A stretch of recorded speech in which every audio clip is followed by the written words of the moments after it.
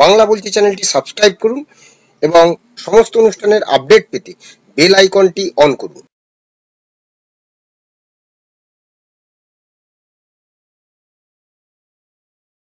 নমস্কার, বাংলা বলছি চ্যানেলে আপনাদের স্বাগত। বঙ্গ সফরে অমিত শাহ আগামী 10ই মার্চ সংসদের যে বাজেট অধিবেশনের দ্বিতীয় পর্ব শুরু হচ্ছে, তারপরেই হোলি দোল এসব রয়েছে, তারপরেই তিনি এই রাজ্যে আসতে পারেন।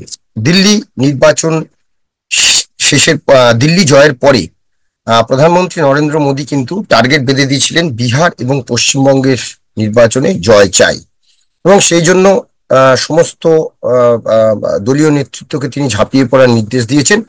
সেই আবহে অমিত শাহ এই বাংলায় আসছেন, যেতে পারে বিহারেও, এরকম একটি খবর সংবাদ মাধ্যমের তরফে জানানো হয়েছে। কিন্তু এই রাজ্যে বিজেপির রাজ্য সভাপতি কে হতে চলেছেন তাই নিয়ে কিন্তু এখন একটা ধোঁয়াশা চলছে।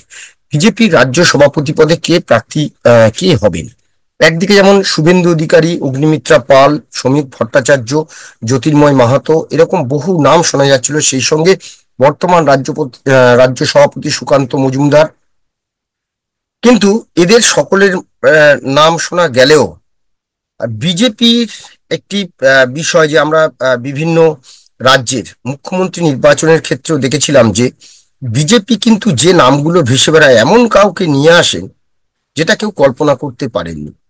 আমরা দেখেছিলাম যে দিলীপ ঘোষের ক্ষেত্রেও তাই আমরা দেখেছিলাম যে দিলীপ ঘোষকে এমন একটা সময় নিয়ে আসা হয়েছিল যে রাজ্য বিজেপির ছন্নছাড়া অবস্থা, কি হবে কি হবে।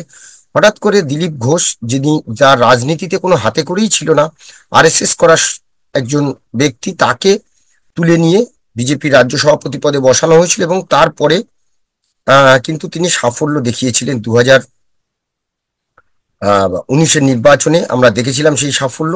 এই রাজ্য থেকে 18টি আসন জয়লাভ, এবং তার পেছনে আরো একজন মূল কারিগর ছিলেন, তিনি সুব্রত চট্টোপাধ্যায়। এখন প্রশ্ন, যে তাহলে কি সুব্রত চট্টোপাধ্যায়কেই রাজ্য সভাপতি পদে নিয়ে আসা হচ্ছে? সূত্র কিন্তু তেমনই বলছে।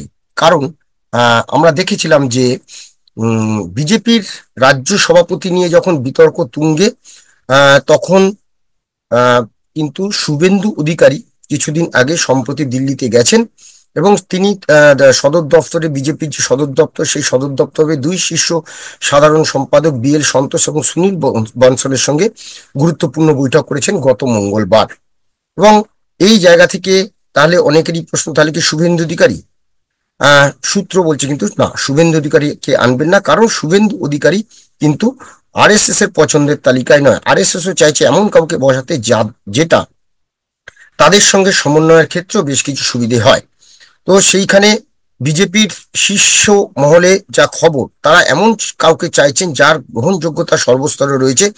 এই প্রসঙ্গে উঠে আসছে সুব্রত চট্টোপাধ্যায়ের নাম, যিনি 2019 লোকসভা নির্বাচনে বিজেপিকে 18টি আসন পাইয়ে দিয়েছিলেন। বিজেপির তখন রাজ্য সভাপতি দিলীপ ঘোষ ছিলেন, কিন্তু সংগঠনের মূল কারিগর ছিলেন কিন্তু এই সুব্রত চট্টোপাধ্যায়।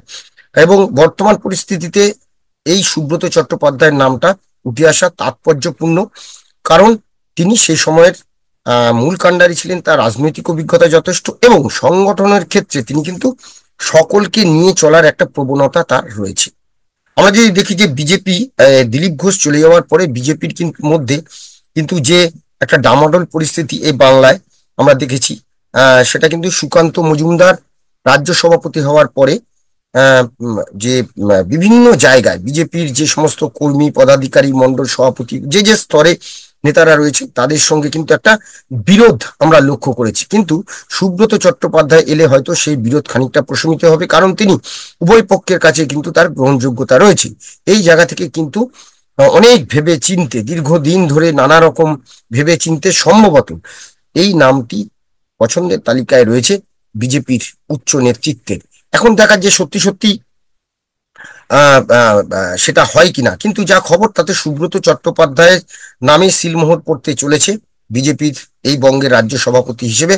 এবং তিনি হলে কোনো পক্ষেরই কিন্তু সেরকম ভাবে কোনো রকম অর্থাৎ যে গোষ্ঠীদ্বন্দ্ব বা মত পার্থক্য, সেগুলো কিন্তু অনেকটাই মিটিয়ে ফেলা যাবে বলে মনে করছি।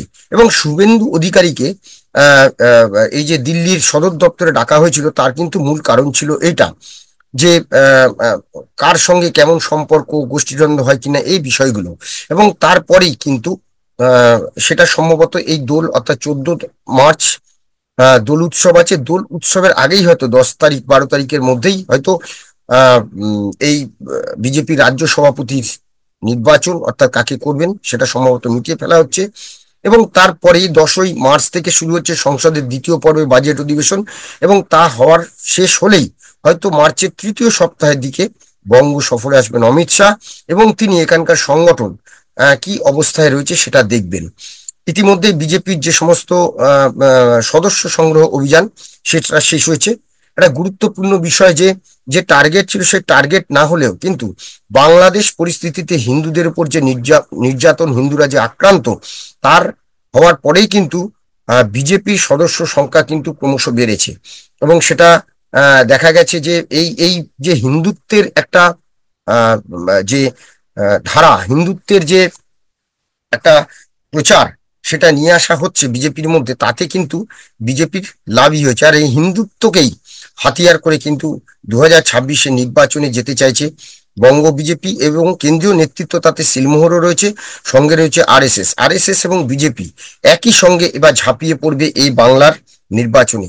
তেমনই কিন্তু ছক তৈরি হয়ে গেছে, তেমনই কিন্তু তাদের স্ট্র্যাটেজি তৈরি হয়েছে। এখন দেখার যে সুব্রত চট্টোপাধ্যায় বিজেপির নতুন রাজ্য সভাপতি পদে তাকে অভিষিক্ত হন কিনা, এবং হলে এই যে বিজেপির মধ্যে যে সমস্ত বিজেপির নেতা কর্মীদের মধ্যে যারা বসে যাওয়া কর্মী, তাদেরকেও কিন্তু অনেকে একসঙ্গে হয়তো কাজ করবেন, কারণ বহু বিজেপি পুরনো কর্মী রয়েছেন যারা বসে গেছেন। সুব্রত চট্টোপাধ্যায় কিন্তু তাদের কাছে বেশ গ্রহণযোগ্য। এই জায়গা থেকে এখন দেখার যে সুব্রত চট্টোপাধ্যায় যদি বিজেপির রাজ্য সভাপতি পদে আসেন, তাহলে বঙ্গ বিজেপি আবার কি ঘুরে দাঁড়াবে, এবং 2026-এর নির্বাচনে যে স্ট্র্যাটেজি নিয়ে বিজেপি হিন্দুত্বের স্ট্র্যাটেজি নিয়ে নামছে, সেই স্ট্র্যাটেজি কি সফল হবে? নজর রাখুন সেদিকেই। আপাতত আমাদের এই আলোচনা নিয়ে আপনাদের মতামত কমেন্ট বক্সে জানাবেন। ভালো লাগলে অবশ্যই লাইক দেবেন। সবাই ভালো থাকবেন। নমস্কার।